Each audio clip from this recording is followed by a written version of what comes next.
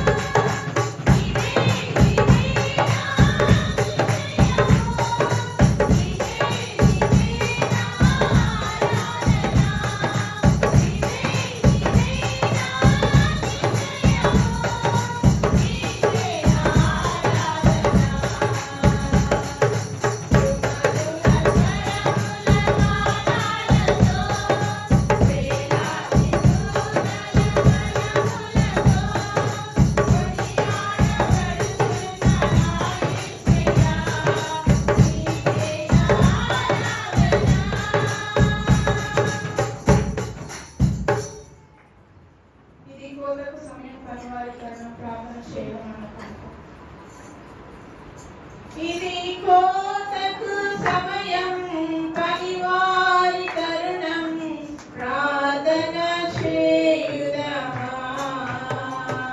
ఇది కోతకు సమయం పనివారి తరుణం ప్రార్థన చేయుదమా. పైరును చూచెదమా, మాటలు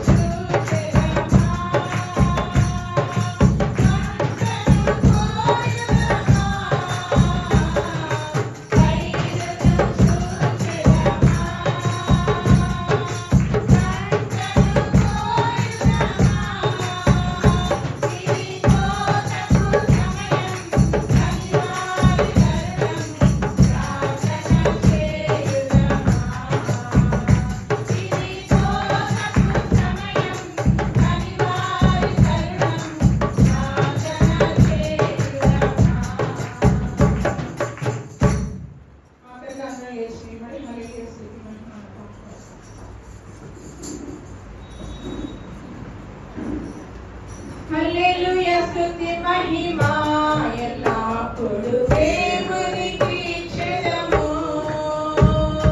హల్లెలూయా స్తుతి మహిమా ఎల్లప్పుడూ దేవునికి చెదము.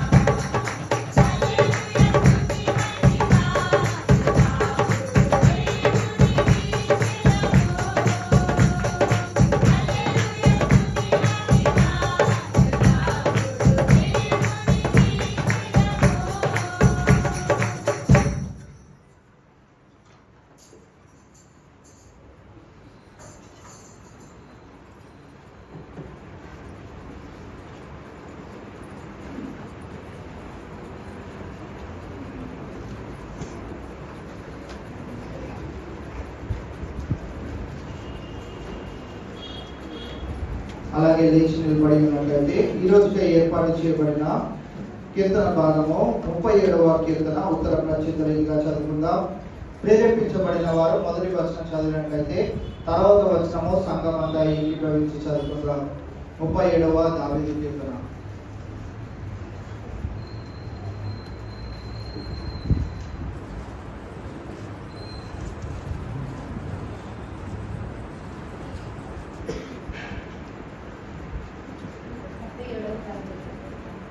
చెడ్డవారిని చూచి నీవు వ్యసనపడకము, దుష్కార్యములు చేయవారిని చూచి మత్సరపడకము.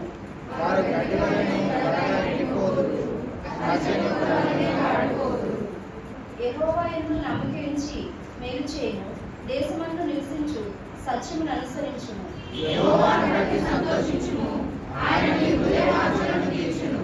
నీ మార్గమును యెహోవాకు అప్పగింపుము, నీవు ఆయనను నమ్ముకొనుము, ఆయన నీ కార్యము నెరవేర్చును.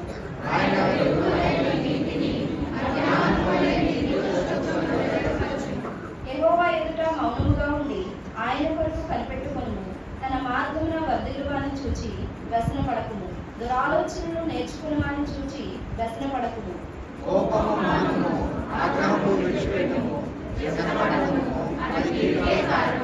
కీడు చేయవారు నిర్మూలమగుదురు, యెహోవా కొరకు కనిపెట్టుకున్న వారు దేశమును స్వతంత్రించుకుందరు.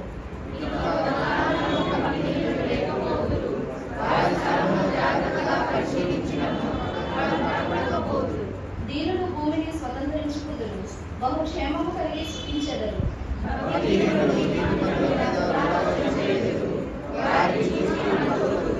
వారి కాలము వచ్చుచుండుట ప్రభు చూచుచున్నాడు, వారిని చూచి ఆయన నవ్వుచున్నాడు.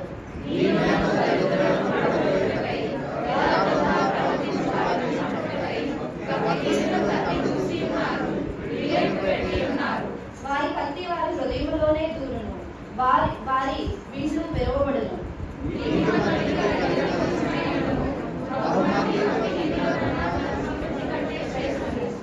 భక్తిహీనులు బాహులు విరవబడును, నీతిమంతులకు యెహోవాయే సంరక్షకుడు.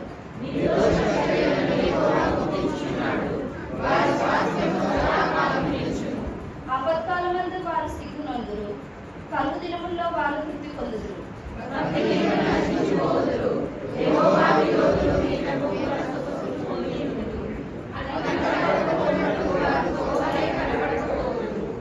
భక్తిహీనులు అప్పు చేసి తీర్చిపోయిందురు, నీతిమంతులు దాక్షిణ్యము కలిగి ధర్మమిత్తురు.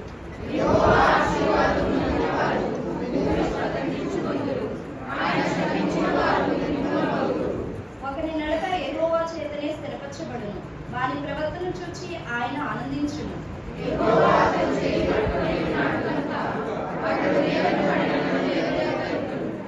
నేను చిన్నవాడై ఉంటిని, ఇప్పుడు ముసలివాడినై ఉన్నాను. అయినను నీతిమంతులు విడవబడుట గాని వారి సంతానము భిక్షమిత్తుట గాని నేను చూచి ఉండలేదు.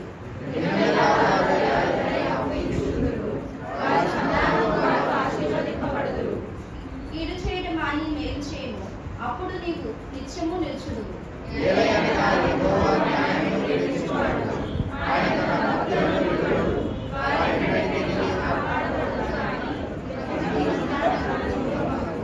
నీతిమంతులు భూమిని స్వతంత్రించుకుందరు, వారు దానిలో నిత్యము నివసించెదరు.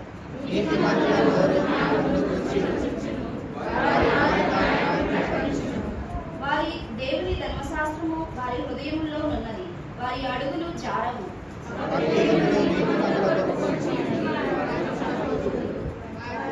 వారి చేతికి యెహోవా నీతిమంతులను అప్పగింపడు, వారు విమర్శకు వచ్చినప్పుడు ఆయన వారిని దోషులుగా ఎంచడు.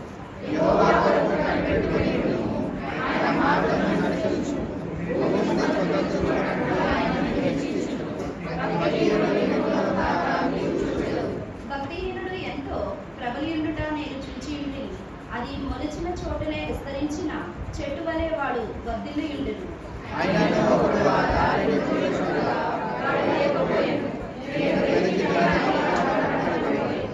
నిర్దోషులను కనిపెట్టుము, యథార్థవంతులను చూడుము, సమాధానపరచు వారి సంతతి నిలుచును గాని